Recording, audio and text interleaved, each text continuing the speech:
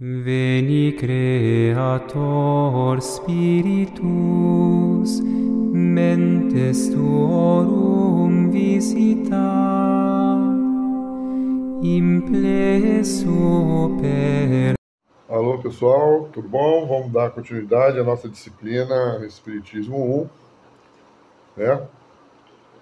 Vamos entrar agora no capítulo 2, Formação Escolar de Rivail, a reputação mundial do Instituto de Yverdon. Vamos lá. Conforme nos conta Henri Salso, Rivail realizou seus primeiros estudos em Lyon, sua cidade natal, sendo educado dentro de severos princípios de honradez e retidão moral. É de se presumir que a infância paterna e materna tenha sido das mais benéficas na sua infância, constituindo-se em fonte de nobres sentimentos. Com a idade de 10 anos, seus pais o enviam a Yverdon, cidade suíça do cantão de Vaud, situada na extremidade do oeste do lago Neuchâtel, e na Foz de Thiers, a fim de completar e enriquecer sua bagagem escolar no célebre Instituto de Educação ali instalado, em 1805, pelo professor filantrópico João Henrique Pestalozzi, cujo apostolado pedagógico já se revelara em Neuhof, Stans e Berthoud. O Instituto de Yverdon, que funcionava no castelo construído em 1135 pelo Duque de Zähringen, seria durante 4 lustros a Belém da Natividade escolar, em magos e bons pastores de Seca e Meca a correrem ao presépio, a louvarem o Verbo encarnado na obra do profeta. Frequentado todos os anos por grande número de estrangeiros, citado, descrito, imitado, era, numa palavra, a escola modelo da Europa. Os sábios naturalistas, Humboldt, Geoffroy Saint-Hilaire F. Cuvier, o cientista Biot, o Marquês de Drox, Brezé, o Barão de Randot, o Conde de Lasterrier, o filósofo Maine de Biran, o Duque de Broglie, o Marechal Sebastiani, o ilustre pedagogo Padre Gregório Girard, a famosa escritora Mane de Stael, o Barão de Algenheim, a Grã-Duquesa de Oldenburg, então Rainha de Oltenberg, o Príncipe de Starzy, a Princesa de Lippe-Nemours, Laurent Bourrin, Lord Bercy, o célebre reformador socialista Robert Owen, foram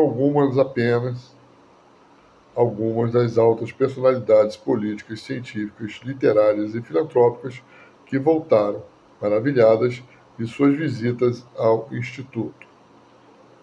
Louvaram o criador dessa obra revolucionária e por ela também se interessaram o rei da Prússia, Frederico Guilherme III e sua esposa Luísa, o czar da Rússia, Alexandre I, o rei Carlos IV da Espanha, os reis da Baviera e de Württemberg, o imperador da Áustria, a futura imperatriz do Brasil, a Leopoldina de Áustria, e muitos outros expoentes da nobreza europeia e do mundo cultural. O grande pensador e filósofo alemão Johann Fichte, que igualmente conheceu o Instituto, declarou nos seus célebres discursos da nação alemã, pronunciados no inverno de 1807 a 1808, que a reforma da educação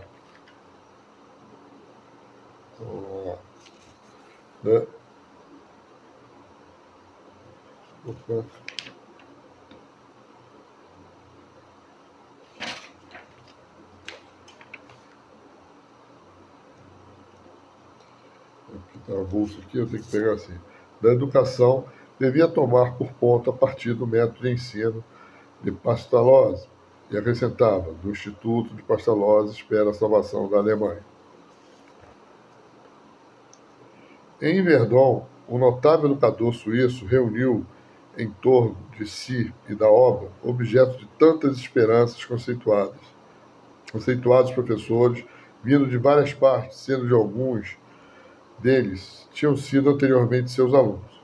Partilhando do estudo, do entusiasmo, do venerável mestre e devotados à causa sagrada do ensino, são mais citados pelos biógrafos os nomes de Hermann, Kitz, Tobler, Buss, Niederwehr, João Hawasser, Hansauer, von Murau, José Schmidt, Barrois, Blockmann, Hoffmann, Haupt, Bonifácio, Konrad Nefmig, Steiner e muitos outros. Afora eles, homens de grande mérito, a maioria dos quais igualmente ensinaram no Instituto. Acudiram de diferentes países para conhecer a instituição e seus professores, o plano de estudos e os seus processos pedagógicos da sua aplicação. Entre essas ilustres figuras que absorveram o novo método de educação e posteriormente o disseminaram em suas terras natais, destacam-se o grande pedagogo Frober, vulgarizador dos famosos jardins de infância, que o tornaram célebre no mundo inteiro, o sábio professor Karl Ritter, um dos fundadores da geografia científica moderna e que lecionou esta matéria em Verdun, a amiga de Beethoven, Teresa de Brunswick, divulgadora de Pestalozzi na Hungria, Tal von Hauner, que escreveu mais tarde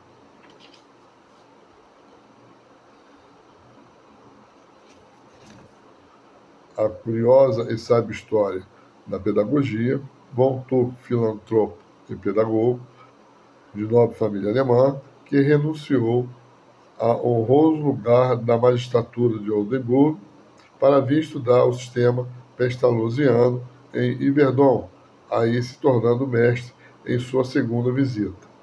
Nagel músico e educador zuriquiense, criador dos orfeões de canto popular e seu maior propagandista da Suíça alemã, o reverendo Maio John Greaves, dos abnegados discípulos de Pestalozzi e divulgadores do seu método na Inglaterra, sendo que o primeiro, durante 3 anos, ensinou religião aos alunos ingleses de Caen e Yverdon.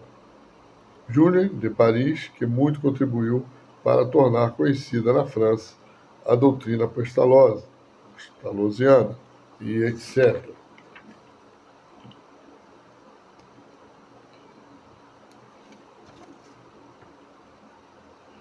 Foi, com justiça e verdade, que se lavrou no frontal do monumento erigido em memória de Pestalozzi, em Bir, cantão de Argovia, um epitáfio que, entre outras coisas, dizia ter sido ele, em Verdun, o educador da humanidade. Línguas, raças, crenças, culturas e hábitos diferentes ali se misturavam, aprendendo as crianças e os jovens na vivência escolar. A lição da fraternidade, da igualdade, da liberdade, de tal maneira, esses ideais ficaram enraizados na alma de Ribeiro, que muitos anos mais tarde, relembrando-se talvez da grande família unida de Verdun, ele afirmava constituírem por si sós o programa de toda uma ordem social que realizaria o mais absoluto progresso da humanidade, se os princípios que eles exprimem pudessem receber integral aplicação. Nas Comeiras de Verdun, o presépio de Belém, volve-se, na verdade, em Monte das Oliveiras, os discípulos a receberem a boa nova, a lição do mestre, subordinada a esta máxima reguladora. Saber e Bondade sob a Regência Perpétua de Bom Senso, uma média de 150 alunos internos, a maioria, e externos, metade dos quais estrangeiros, isto é, não suíços. Aprendiam com Pestalozzi que o amor é o eterno fundamento da educação. Cedo, a reputação do Instituto se estendeu tão longe que atraiu para ali até mesmo jovens do Brasil e dos Estados Unidos da América. Com altos e baixos, o número de estudantes diminuiria bastante nos últimos anos do Instituto. Das crianças internas, cujos pais tinham recursos, cobrava-se uma pensão anual, cerca de 720 francos em 1812, e que compreendia a alimentação, a lavagem de roupa, a instrução, a compra de cadernos e dos primeiros livros elementares. Os pais deviam fornecer cama e enxoval completo e pagavam ainda por atividades e serviços extraordinários quando solicitado por eles mesmos. Bom, gente, esse capítulozinho vem falar e mostrar essa formação inicial do nosso querido Kardec, onde passou lugares bem frequentados, de alto nível cultural, científico e de formação pedagógica, para nós chegarmos aí à sua biografia, perfeito? Sempre lembrando, né? Aqui, ó, a apostila que nós estamos usando. Esse passo da apostila é para demonstrar isso, tá? Então, depois nós vamos passar na próxima aula sobre as atividades do Instituto. E assim, gradativamente, até nós chegarmos, né, na biografia completa dele e analisá-las. Isso é importante, porque, assim, eu vejo isso muito na cadeira de História, de Sociologia, Filosofia, né? Filosofia nem tanto, mas os autores, as suas obras são muito enunciadas, estudadas, mas os autores são só conhecidos.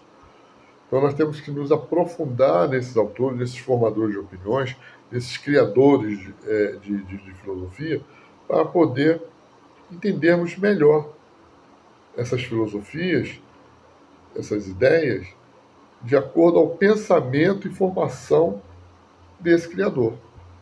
Perfeito? É aí que nós estamos explorando esse início, essa passagem, né? Então nós vamos falar sobre as atividades do Instituto na próxima aula. Tá bom? Então, até lá.